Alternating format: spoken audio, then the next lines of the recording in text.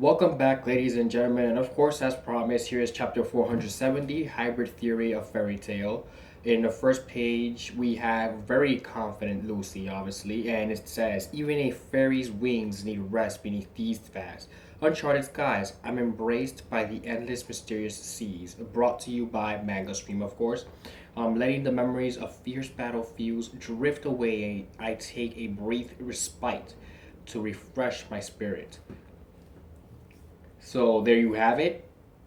That's the start of this chapter, of course, of 470.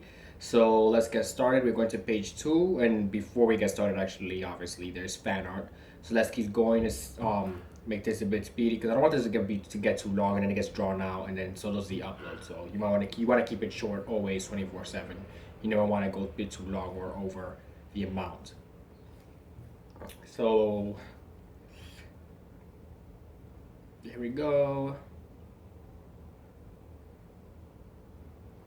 Page four. For starters, I'll put you out of your misery, Waro. So he's putting Warrod. I think that's how you pronounce his name. He's gonna pull him out of his misery. So it says Mavis Sorn, friend Warrod, in exchange for his life. And then he says God bye bye. That's like the way he just speaks. He says God bye bye, which I never understood why.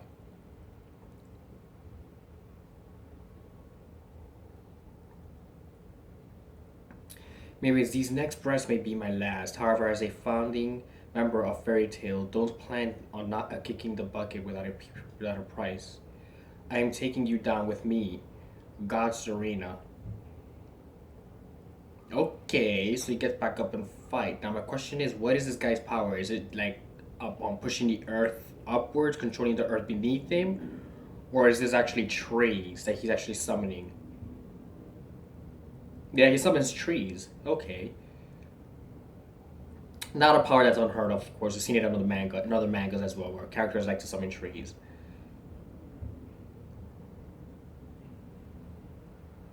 Oh my god.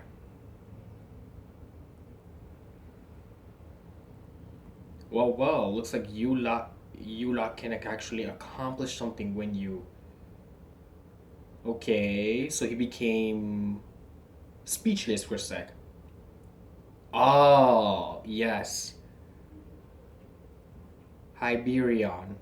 Okay, so basically what happened on page 8, page 7 to page 8 is basically the guy who uses the Hyperion technique is basically like telekinesis. He controls your body. So he thought he escaped the attack, but he actually fell right into his trap, actually falling right into his sight of his sight of view. His sight of view were like right in front of his attack, and he actually was able to slam him up against the floor. So he thought the battle was over, obviously, but it was not. It seems your her hubris will be your undoing, God Serena. So this guy is a god, or that could just be his name. This is Goering apparently now. This is no cause for concern. It's been a while since I've last seen it. So let us sit back and enjoy this true power. Whoa, okay. His eyes turned black, dare I say? Alright, page 10. Cavernous dragons collapsing Earth. Okay, so this guy, the enemy they're fighting with, controls Earth. The guy with the hairdo actually summons the. I always forget his name every now and then. Summons like little trees and stuff like that. So now we're at the top of page 11, of course. And here we go. Earth Elemental, Dragon Slaying Magic, of course. Not quite. Purgatory Dragons. Okay. So this guy's technique is based off of underworldly, you know, underworldly powers.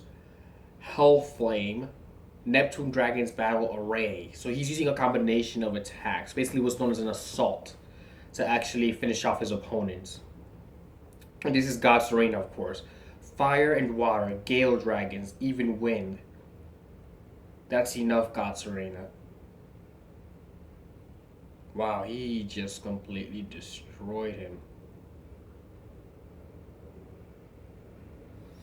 What's this? It appears I got a bit too overzealous.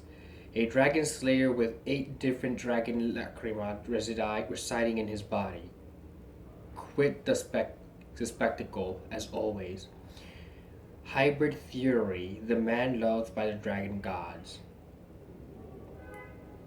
Dragons worship no god and bow to no king. Before the might of my magic, all dragons shall crumble to naught but dust.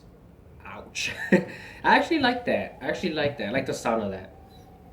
Now then, let us depart. We make for fairy tale. They weren't able to stop him, of course. At all costs, such a fiercely powerful enemy cannot be allowed to approach the guild. Someone please.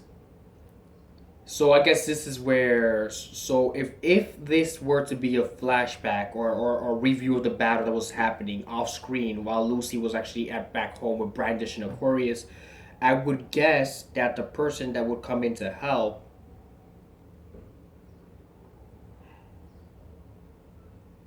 what was what is this overwhelming magic I sense? Just who? If it is like a backtracking story where they're actually okay, so it's not. Smells like dragon, Agnolia.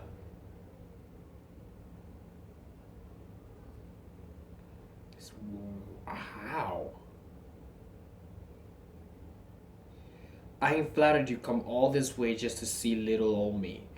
In order to take your head, I have traversed this entire continent. He says I've traversed this entire continent, and then it cuts off there. And wow, that's savage. Like he just goes right through him like it was nothing.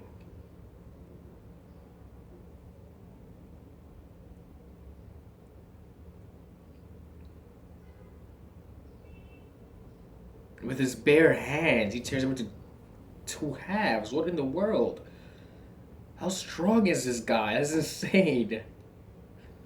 You just finish him off with his bare hands, just went right through him. Like, what in the world?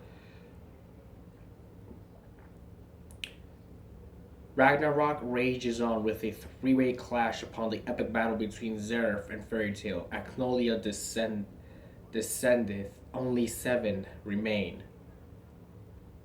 Until I achieve the complete and utter annihilation of the dragons. Next issue will be a center color with a whopping 26 pages and a grand unveiling of the information about the new movie. To be continued in chapter 471 until the battle ends next week. So basically, we just saw Magnolia popped up on the battlefield. He took down Gatsarena like it was nothing, just with his bare hands. He tears him into 2 halves. Everybody sits there in shock. They're like, what is this guy after?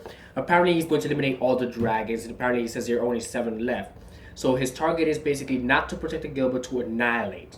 So thank you for watching this this reaction review of Fairy Tail 470, and you can follow me. You can find me on Twitter. You can go up there and follow me so you can be updated and be up to par with me. And you can also find me on Google Plus. And if you're new to my channel, don't forget to subscribe. And of course, as always, stay safe.